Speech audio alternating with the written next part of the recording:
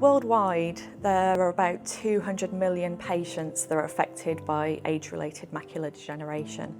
And the problem that we're facing now is that by 2040, this is expected to rise to 300 million. And this is because we have an ageing population. So the onset of disease normally occurs from about 60 years of age, and patients either get a gradual loss of sight over a number of years, or some patients can have very quick deterioration in vision loss. So we're at a critical stage now where we need to understand more about age-related macular degeneration to prevent this sight loss that's going to happen in patients.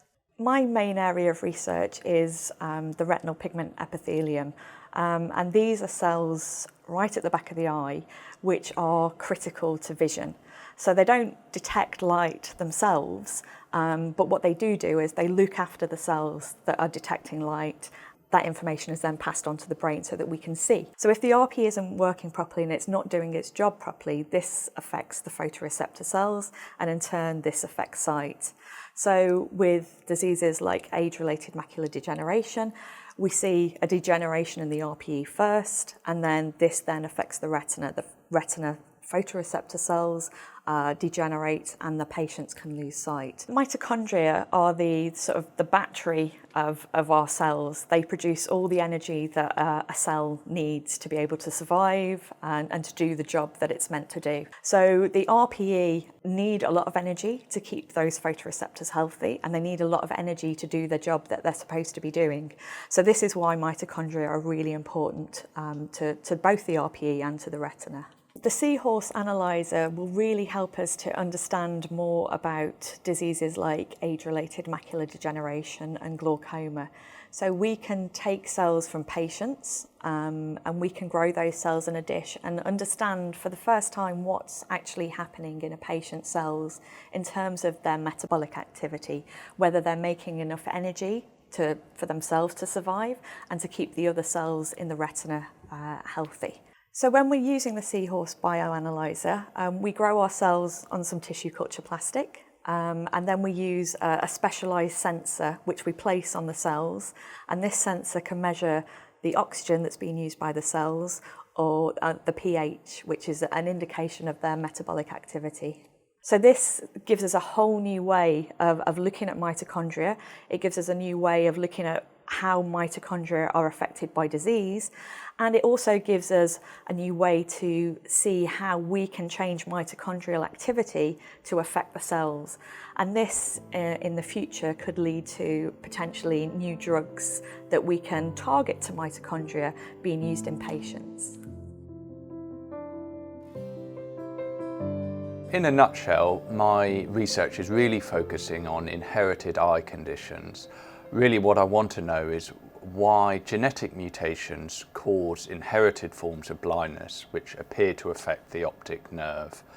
The reason why I feel that this is really important is because currently, unfortunately, we have no treatments for these conditions. As a group of conditions, they're relatively common and they come on early in life, and unfortunately they cause progressive bilateral blindness, and as I said, there's no treatment. So with this research, we're really looking forward to trying to work out some of the mechanisms of the disease and hopefully identify some potential therapeutic options and targets.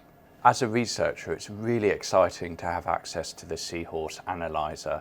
Essentially, it allows us to do really high throughput investigations from samples from lots and lots of patients, and these can be skin samples or blood samples or other types of cells essentially.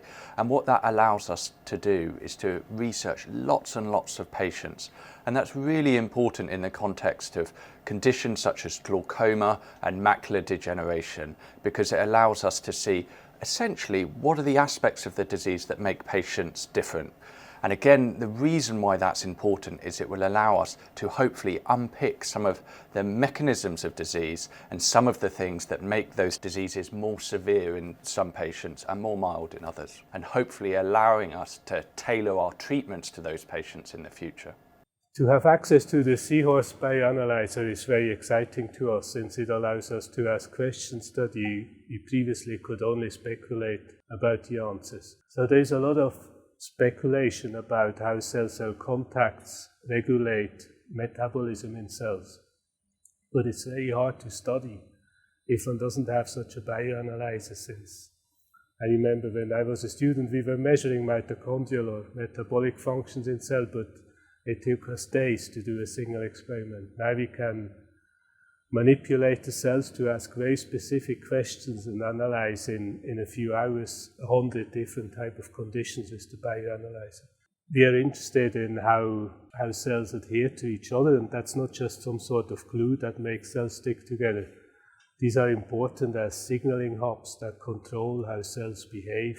And this is important in many diseases, in the retina, in other tissues, like probably many know in cancer, and since how cells sense their neighbors is absolutely of outstanding importance to regulate how they proliferate and control their growth. The type of research that the bioanalyzer allows us to do will hopefully down the line have a positive impact of patients at Moorfields and other eye hospitals.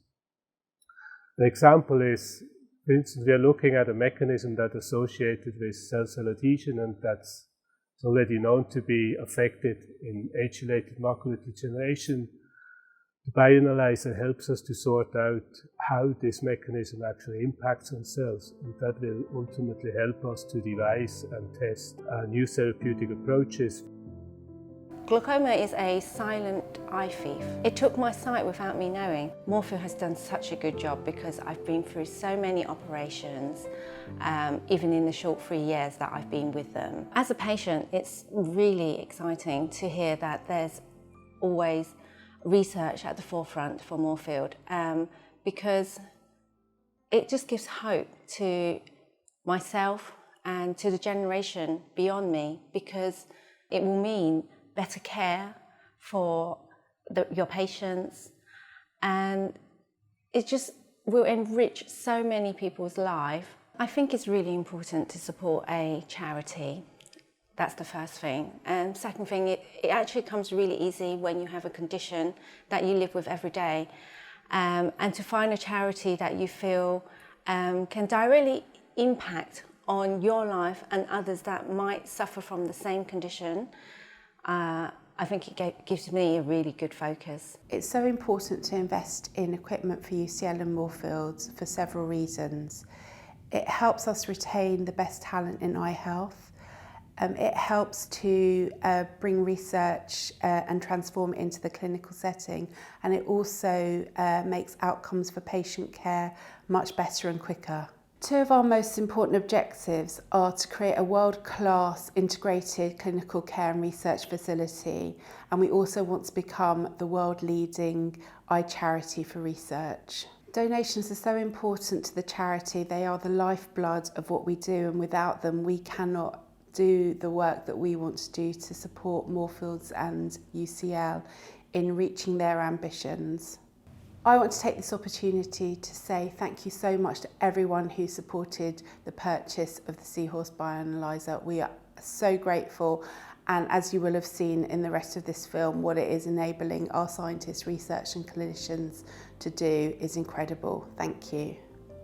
Well, first I'd like to say thank you very much. It's really appreciated, the support that we get from Moorfields Eye Charity, and it's really not just supporting us a little bit, these are really has game-changing impact on our research.